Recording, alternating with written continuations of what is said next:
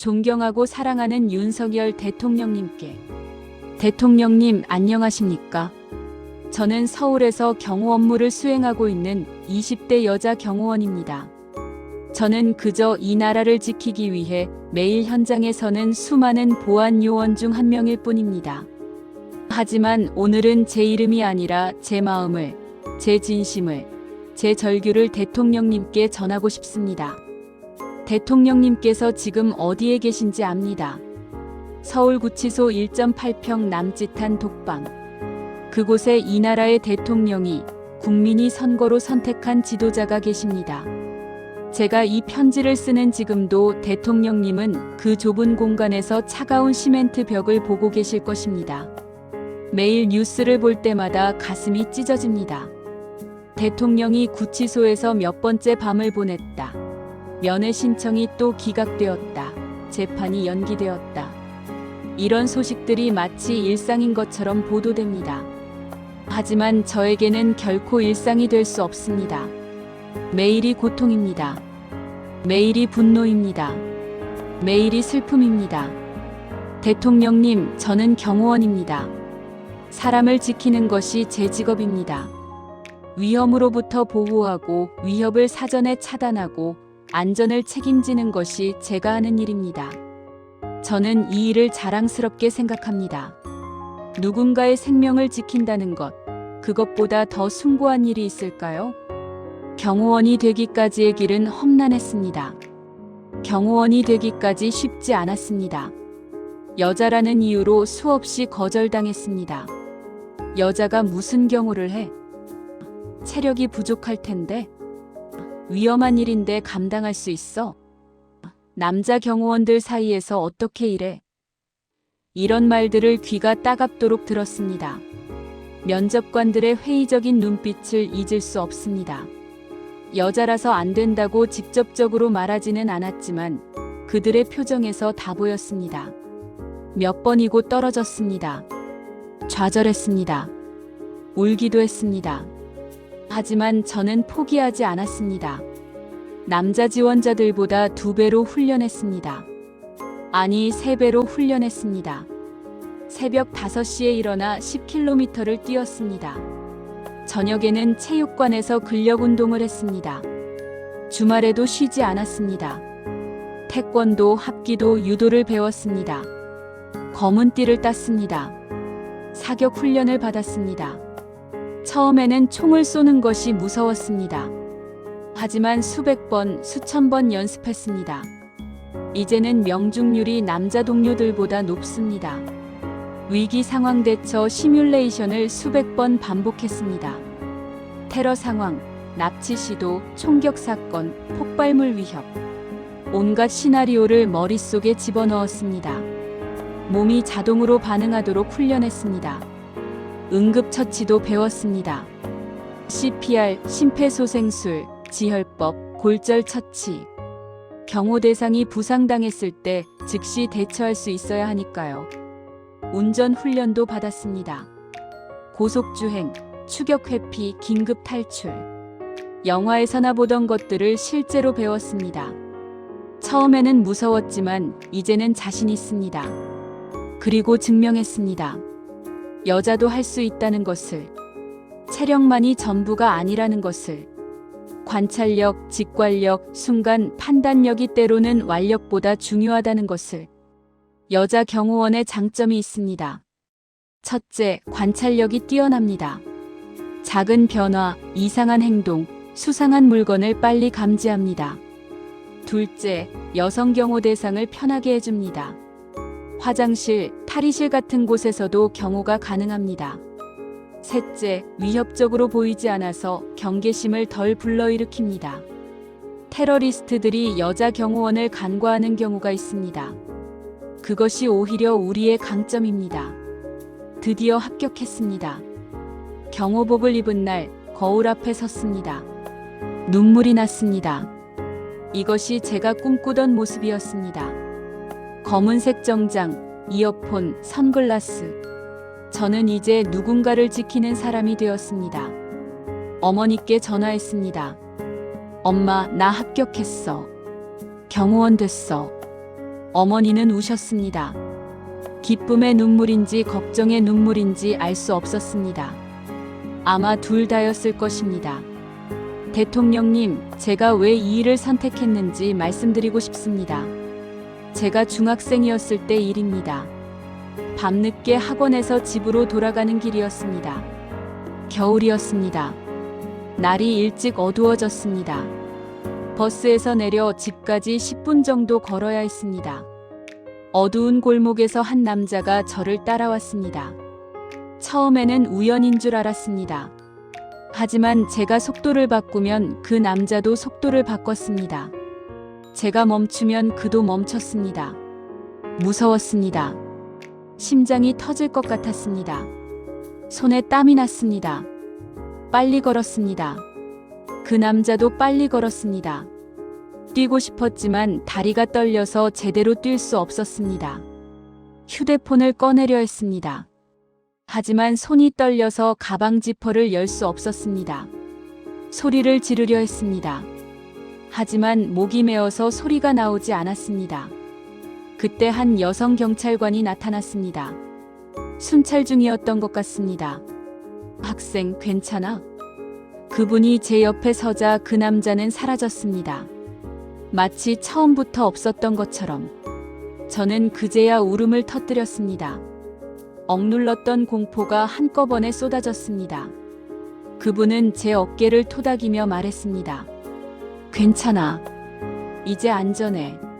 내가 여기 있어. 그분은 저를 집까지 데려다 주었습니다. 앞으로 밤에 혼자 다니지 마. 위험해. 늦으면 부모님께 전화해서 데리러 오시라고 해. 저는 고개를 끄덕였습니다. 울면서 감사합니다라고 말했습니다. 집에 들어가서도 한참을 울었습니다. 그날 밤 악몽을 꿨습니다. 그 남자가 저를 쫓아오는 꿈. 며칠 동안 밤에 혼자 외출할 수 없었습니다. 하지만 동시에 한 가지 생각이 들었습니다. 그날 저는 결심했습니다. 나도 저런 사람이 되고 싶다. 누군가를 지키는 사람이 되고 싶다. 무서워하는 사람에게 괜찮아. 내가 여기 있어라고 말해주는 사람이 되고 싶다. 그것이 제가 경호원이 된 이유입니다. 그 여성 경찰관의 이름도 몰랐습니다. 얼굴도 정확히 기억나지 않습니다. 하지만 그분의 존재감, 그분의 목소리, 그분이 저에게 준 안도감은 평생 잊을 수 없습니다. 대통령님, 저는 이 일을 하면서 많은 것을 배웠습니다. 사람을 보는 법을 배웠습니다. 위험을 감지하는 법을 배웠습니다. 그리고 진실과 거짓을 구분하는 법도 배웠습니다. 경호 현장에는 많은 사람들이 옵니다. 정치인, 기업인, 연예인, 외국 귀빈. 저는 그들을 가까이에서 봅니다. 몇 시간, 때로는 며칠 동안 그들과 함께 있습니다. 카메라 앞의 모습과 카메라 뒤의 모습을 다 봅니다. 어떤 사람들은 완전히 다릅니다. 카메라 앞에서는 웃지만 뒤에서는 욕을 합니다. 대중 앞에서는 겸손하지만 직원들에게는 오만합니다. 이거 가져와, 저거 치워, 빨리 안 해? 반말의 명령조입니다. 말과 행동이 일치하지 않습니다. 기자들 앞에서는 국민을 위해 서민을 생각하며라고 말하지만 차에 타자마자 저 멍청한 기자들이라고 욕합니다. 국민을 위한다면서 국민을 무시합니다. 자선 행사에서 웃으며 사진을 찍지만 행사가 끝나면 지겨워 죽겠네라고 합니다. 진심이 없습니다. 그저 이미지 관리일 뿐입니다. 경호원들을 사람 취급하지 않는 사람들도 있습니다. 우리를 투명인간처럼 여깁니다. 우리 앞에서 거리낌 없이 온갖 이야기를 합니다. 불법적인 것, 비도덕적인 것.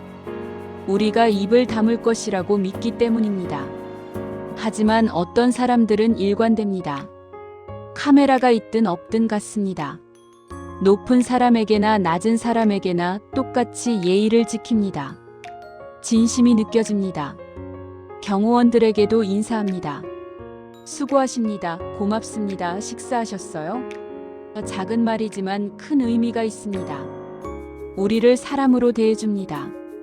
긴 일정이 끝나면 오늘 고생 많으셨습니다. 조심히 들어가세요라고 말합니다. 명절에는 선물을 줍니다. 무리한 요구를 하지 않습니다. 지금 바쁘시면 나중에 해도 됩니다라고 말합니다.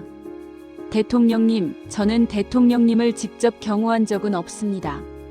하지만 같은 업계에 있는 선배들에게 많은 이야기를 들었습니다. 경호원들 사이에는 네트워크가 있습니다. 정보를 공유합니다. 누가 좋은 경호 대상이고 누가 어려운 경호 대상인지 이야기합니다. 한 선배가 말했습니다.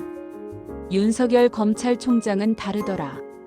경호원들에게도 항상 고맙다고 인사하시고 식사 시간 챙겨주시고 무리한 요구를 하지 않으셨어.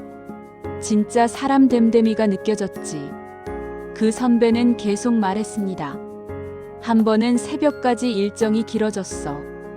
우리도 지쳤는데 총장님도 지치셨을 거 아냐.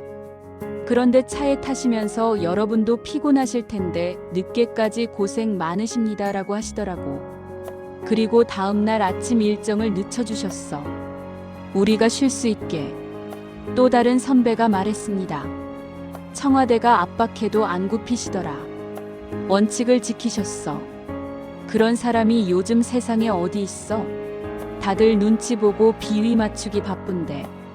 검찰 내부에서도 압박이 있었대. 수사 중단하라고. 조용히 넘어가라고. 하지만 총장님은 안 했어. 법대로 하겠습니다라고 버티셨대. 그 배짱 진짜 대단하더라. 저는 그 이야기들을 들으며 대통령님을 존경하게 되었습니다. 텔레비전에서 대통령님을 볼 때마다 저분은 진짜구나라고 느꼈습니다. 말과 행동이 일치하는 사람, 원칙을 지키는 사람, 권력에 굴하지 않는 사람. 대통령 선거가 있었을 때 저는 투표장에 갔습니다. 그날은 비번이 아니었습니다. 원래는 쉬는 날이었습니다. 친구들과 약속도 있었습니다. 하지만 투표하기 위해 약속을 취소했습니다. 투표소에 갔습니다. 줄이 길었습니다. 1시간 넘게 기다렸습니다. 하지만 기꺼이 기다렸습니다. 이것은 제 권리이자 의무니까요. 투표용지에 대통령님의 이름에 기표했습니다. 손이 떨렸습니다. 이 한 표가 얼마나 중요한지 알았기 때문입니다. 그리고 기도했습니다. 저는 독실한 신자는 아니지만 그날은 기도했습니다. 이분이 대통령이 되게 해주세요. 이 나라가 바로 서게 해주세요. 부패가 청산되게 해주세요. 공정한 나라가 되게 해주세요. 당선되셨을 때 저는 정말 기뻤습니다. 동료들과 함께 환호했습니다. 드디어 제대로 된 사람이 대통령이 되었다. 우리는 희망을 가졌습니다. 우리는 믿었습니다. 이제 이 나라가 달라질 거야. 취임식을 봤습니다. 대통령님의 취임 연설을 들었습니다. 자유, 공정, 연대. 이 단어들이 제 가슴에 울렸습니다. 맞아, 이게 우리가 원하던 거야. 하지만 대통령님, 세상은 호락호락하지 않았습니다. 취임하시자마자 공격이 시작되었습니다. 언론이 매일 대통령님을 비판했습니다. 용산 대통령실 이전, 부인의 가방, 사소한 말실수. 모든 것이 문제가 되었습니다. 사소한 것도 크게 부풀렸습니다. 잘한 일은 보도하지 않았습니다. 부인 김건희 여사님에 대한 공격도 끊이지 않았습니다. 저는 업무상 여러 행사장에 갑니다. 거기서 사람들의 대화를 듣습니다. 대통령이 일을 못하네. 지지율이 계속 떨어지네. 실망이야. 잘못 뽑았나 봐. 이런 말들을 들을 때마다 가슴이 아팠습니다. 말하고 싶었습니다. 아닙니다. 대통령님은 열심히 일하고 계십니다. 하지만 국회가 모든 것을 막고 있습니다. 언론이 편파적으로 보도하고 있습니다. 하지만 참았습니다. 경호원은 정치적 의견을 드러내면 안 됩니다. 중립을 지켜야 합니다. 그분들은 모릅니다. 대통령님이 일을 못하는 게 아니라 일을 못하게 막는 것이라는 것을, 국회가 모든 인사를 거부한다는 것을, 모든 예산을 깎는다는 것을, 모든 법안을 막는다는 것을, 언론이 편파적으로 보도한다는 것을 총선에서 참패하셨습니다. 그날 저는 근무 중이었지만 틈틈이 뉴스를 확인했습니다. 결과가 나올 때마다 가슴이 무너졌습니다. 이제 어떻게 되는 거지? 불안했습니다. 나쁜 예감이 들었습니다. 그리고 12월 3일 밤이 왔습니다. 저는 그날 야간 근무였습니다. 한 기업인 행사 경호를 맡았습니다. 새벽 1시쯤 행사가 끝나고 휴게실에서 잠깐 쉬고 있었습니다. 동료가 뛰어들어왔습니다. 야, 뉴스 봤어? 대통령이 계엄 선포했대. 믿을 수 없었습니다. 무슨 소리야? 급히 휴게실 텔레비전을 켰습니다. 속보가 나오고 있었습니다. 긴급 속보 대통령 비상계엄 선포 화면 가득 빨간색 자막이 떴습니다. 대통령님의 담화가 방송되고 있었습니다. 대통령님의 얼굴을 봤습니다. 평소와 달랐습니다. 얼마나 고뇌하셨을까요? 얼마나 힘드셨을까요? 목소리가 떨리고 있었습니다. 제 가슴도 떨렸습니다. 손에 땀이 났습니다. 국회가 국가를 마비시키고 있습니다. 반국가 세력을 척결해야 합니다. 대통령님의 말씀을 들었습니다. 저는 이해했습니다. 왜 그런 결정을 하셨는지. 더 이상 참을 수 없었던 것입니다. 국회가 나라를 마비시키는 것을 그냥 보고만 있을 수 없었던 것입니다. 극약 처방이었던 것입니다. 하지만 세상은 달랐습니다. 즉시 독재, 쿠데타, 내란 이런 단어들이 쏟아졌습니다. 방송마다, 인터넷마다, SNS마다 이런 말들로 가득 찼습니다. 몇 시간 후 국회가 계엄 해제를 요구했습니다.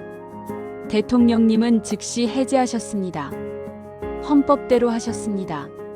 저는 다행이다. 큰일은 없겠구나라고 생각했습니다. 하지만 그것으로 끝이 아니었습니다. 그것은 시작이었습니다. 탄핵안이 발의되었습니다. 국회에서 투표가 있었습니다. 그날 저는 일을 쉬었습니다. 집에서 중계를 봤습니다. 혼자 있었지만 긴장으로 온몸이 떨렸습니다. 투표 결과가 나왔습니다. 탄핵안 가결. 그 순간 저는 소리를 질렀습니다. 안 돼. 아무도 없었기에 망정이지. 그렇지 않았으면 큰일 날 뻔했습니다. 텔레비전에 대고 소리를 질렀습니다. 이게 말이 돼? 울었습니다. 한참을 울었습니다. 분노의 눈물이었습니다. 억울함의 눈물이었습니다. 무력감의 눈물이었습니다. 그리고 구속되셨습니다. 대통령님, 저는 그날 근무 중이었습니다. 다른 행사 경호를 맡고 있었습니다. 대통령님께서 구치소로 가시는 영상이 현장 모니터에 떴습니다. 수갑을 차고 계셨습니다. 이 나라의 대통령이 수갑을 차고 있었습니다. 저는 자리를 뜰 수 없었습니다. 경호 중이었으니까요. 하지만 눈물이 났습니다. 선글라스를 끼고 있어서 다행이었습니다. 아무도 제 눈물을 보지 못했습니다. 입술을 깨물었습니다. 소리가 나오지 않게. 이 나라의 대통령이, 국민이 뽑은 대통령이 수갑을 차고 있었습니다. 이것이 정의입니까? 이것이 민주주의입니까? 이것이 법치입니까? 대통령님, 저는 경호원으로서 압니다. 보호받아야 할 사람이 누구인지, 위협으로부터 지켜져야 할 사람이 누구인지. 대통령은 경호를 받아야 합니다. 24시간 365일 경호가 붙습니다. 외출할 때는 선발대가 먼저 가서 안전을 확인합니다. 경로를 점검하고 주변을 통제하고 위험 요소를 제거합니다. 현장에 도착하면 경호팀이 둘러쌉니다. 앞에, 뒤에, 양옆에. 항상 경계합니다. 주변을 살핍니다. 수상한 사람, 이상한 물건, 위험한 상황. 모든 것을 감시합니다. 실내에서도 마찬가지입니다. 출입구를 지킵니다. 창문을 확인합니다. 비상구를 파악합니다. 만약의 사태에 대비합니다. 식사할 때도 경호합니다. 음식을 미리 확인합니다. 독극물 검사를 합니다. 조리 과정을 모니터링합니다. 왜 그럴까요? 대통령은 한 개인이 아니기 때문입니다. 국가의 상징이기 때문입니다. 대통령의 안전은 국가의 안전입니다. 대통령이 위험하면 국가가 위험합니다. 그런데 지금 대통령님은 감옥에 계십니다. 경호가 필요 없는 곳에 계십니다. 아니, 어쩌면 가장 경호가 필요한 곳에 혼자 계십니다. 감옥은 안전한 곳이 아닙니다. 많은 사람들이 대통령님을 미워합니다. 해치려는 사람이 있을 수 있습니다. 음식에 무언가를 탈 수도 있습니다. 갑자기 공격할 수도 있습니다. 교도관들이 지키고 있다고 하지만 충분할까요? 저는 밤마다 걱정합니다. 대통령님은 안전하신가? 건강하신가? 잘 주무시는가? 식사는 하시는가? 혹시 아프신 건 아닌가? 잠을 이루지 못할 때가 많습니다. 악몽을 꿉니다. 대통령님이 위험에 처한 꿈. 제가 달려가지만 문이 잠겨 있는 꿈. 소리를 지르지만 아무도 듣지 못하는 꿈. 대통령님, 구치소 생활이 얼마나 힘드십니까? 저는 업무상 구치소와 교도소를 방문한 적이 있습니다. 죄수 호송 경호를 맡았을 때였습니다. 그곳의 환경을 봤습니다. 충격이었습니다. 좁았습니다. 88평 정도의 독방, 침대, 책상, 변기. 그것이 전부입니다. 창문은 작고 높습니다. 햇빛이 거의 들어오지 않습니다. 습하고 춥습니다. 벽은 차갑고 바닥은 딱딱합니다. 환기가 잘 되지 않습니다. 공기가 탁합니다. 곰팡이 냄새가 납니다. 하루 종일 그 안에 있으면 숨이 막힐 것 같습니다. 소음이 심합니다. 철문 닫히는 소리, 열쇠 소리, 다른 수감자들의 소리. 하루 종일 시끄럽습니다. 밤에도 마찬가지입니다. 제대로 잠을 잘 수 있을까요? 프라이버시가 없습니다. CCTV가 24시간 감시합니다. 화장실도 마찬가지입니다. 항상 누군가가 보고 있습니다. 식사는 어떻습니까? 맛이 없을 것입니다. 영양도 부족할 것입니다. 차갑고 딱딱할 것입니다. 대통령님은 원래 식사량이 적으시다고 들었습니다. 더 드시지 못하실 것입니다. 체중이 빠지실 것입니다. 건강이 악화되실 것입니다. 운동은 하십니까? 하루 30분 정도 운동 시간이 있다고 합니다. 하지만 그것으로 충분합니까? 좁은 공간에서 제대로 운동할 수 있습니까? 몸이 약해지실 것입니다. 근육이 빠지실 것입니다. 책은 읽으십니까? 무엇을 하시며 시간을 보내십니까? 하루가 얼마나 길게 느껴지십니까? 가족은 만나십니까? 일주일에 한 번 면회가 있다고 합니다. 유리창 너머로 전화기로 대화합니다. 만질 수도 안을 수도 없습니다. 김건희 여사님의 얼굴을 보시면 얼마나 마음이 아프십니까? 여사님도 얼마나 힘드시겠습니까? 대통령님, 저는 분노합니다. 이것은 잘못되었습니다. 명백히 잘못되었습니다. 내란이 무엇입니까? 군대를 동원해서 정권을 뒤엎고 국회를 해산하고 헌법을 무시하고 국민을 탄압하는 것 아닙니까? 피를 흘리고 사람을 죽이고 자유를 빼앗는 것 아닙니까? 대통령님은 그런 것을 하셨습니까? 아닙니다. 헌법 77조에 있는 권한을 사용하셨습니다. 계엄을 선포하셨습니다. 그리고 국회가 해제를 요구하자 몇 시간 만에 즉시 해제하셨습니다. 헌법을 지키셨습니다. 사람이 다쳤습니까? 죽었습니까? 아닙니다. 유혈 사태가 없었습니다. 폭력이 없었습니다. 이것이 내란입니까? 상식적으로 말이 됩니까? 저는 법을 전공하지 않았습니다. 어려운 법률 용어는 모릅니다. 판례도 모릅니다. 법조문도 정확히 모릅니다. 하지만 저에게도 상식은 있습니다. 양심은 있습니다. 제 양심은 이것은 잘못되었어라고 외칩니다. 이것은 억울한 일이야라고 외칩니다. 이것은 정치 보복이야라고 외칩니다. 대통령님, 저는 매일 대통령님을 위해 기도합니다. 아침에 일어나면 제일 먼저 기도합니다. 근무 전에 기도합니다. 순찰을 돌면서 기도합니다. 식사 전에 기도합니다. 잠들기 전에 기도합니다. 하나님, 대통령님을 지켜주세요. 건강을 지켜주시고 안전을 지켜주시고 마음의 평안을 주세요. 그리고 빨리 석방되게 해주세요. 진실이 밝혀지게 해주세요. 정의가 승리하게 해주세요. 저는 믿습니다. 진실은 반드시 밝혀진다는 것을, 정의는 반드시 승리한다는 것을, 시간이 걸릴지 모르지만 반드시 그날이 올 것이라는 것을. 지금은 거짓이 진실을 누르고 있습니다. 불의가 정의를 짓밟고 있습니다. 어둠이 빛을 가리고 있습니다. 하지만 영원하지 않을 것입니다. 거짓은 오래가지 못합니다. 아무리 정교하게 쌓아 올려도 결국 무너집니다. 바람에 무너지는 모래성처럼 진실은 감춰질 수 없습니다. 언젠가는 드러납니다. 해가 뜨면 어둠이 사라지듯 그날이 오면 대통령님은 떳떳하게 나오실 것입니다. 무죄 판결을 받으실 것입니다. 억울함이 풀리실 것입니다. 명예가 회복되실 것입니다.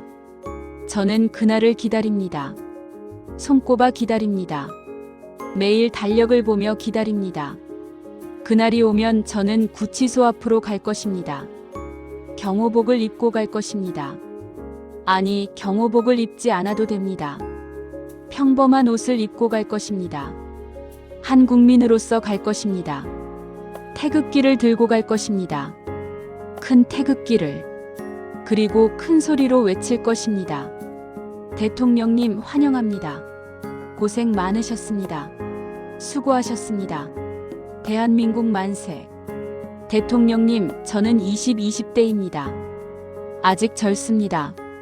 경험도 부족하고 아는 것도 많지 않습니다. 세상 물정도 잘 모릅니다. 하지만 제가 확실히 아는 것이 있습니다.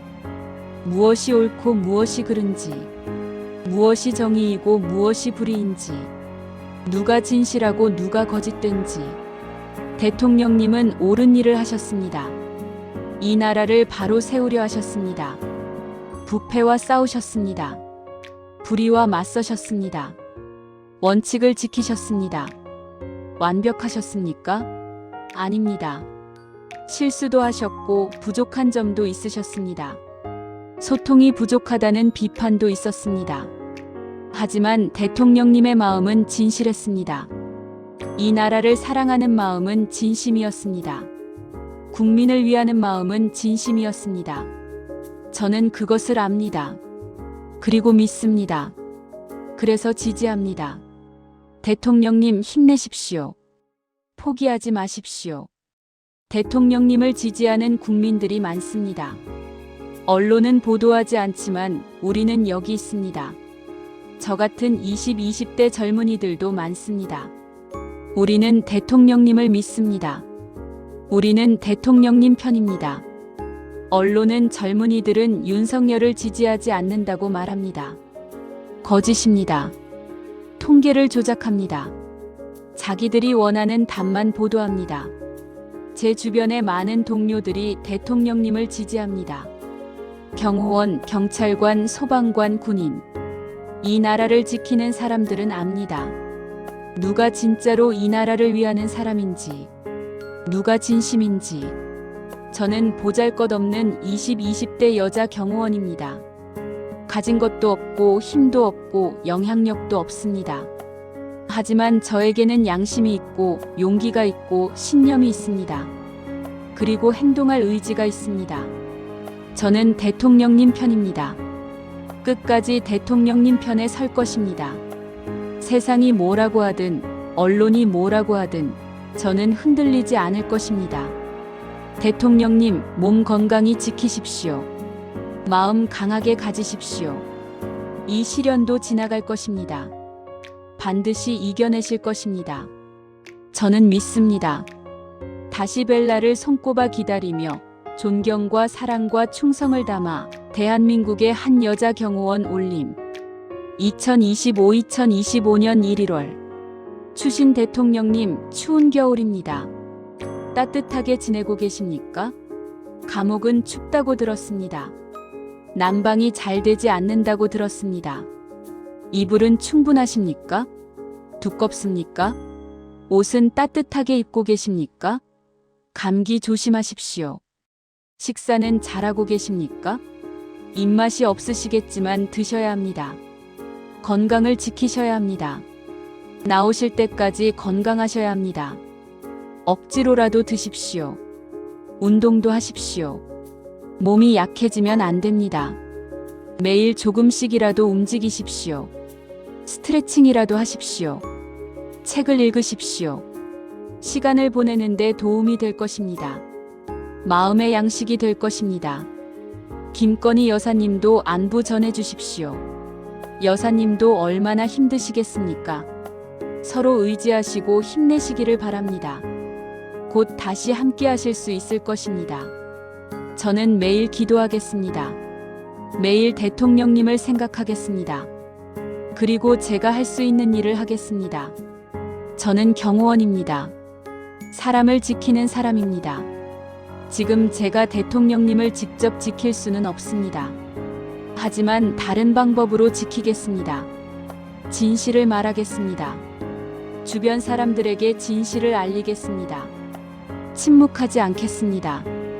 용기 있게 말하겠습니다. 기도하겠습니다. 쉬지 않고 기도하겠습니다. 하나님께서 대통령님을 지켜주시기를 기도하겠습니다. 그리고 기다리겠습니다. 대통령님께서 떳떳하게 나오시는 그날을, 진실이 밝혀지는 그날을, 정의가 승리하는 그날을. 대한민국 만세. 윤석열 대통령님 만세. 진실은 반드시 승리합니다. 다시 한번 힘내십시오. 건강하십시오. 우리가 함께 있습니다. 저희가 대통령님을 지지합니다. 저희가 대통령님을 기다립니다. 존경과 사랑을 담아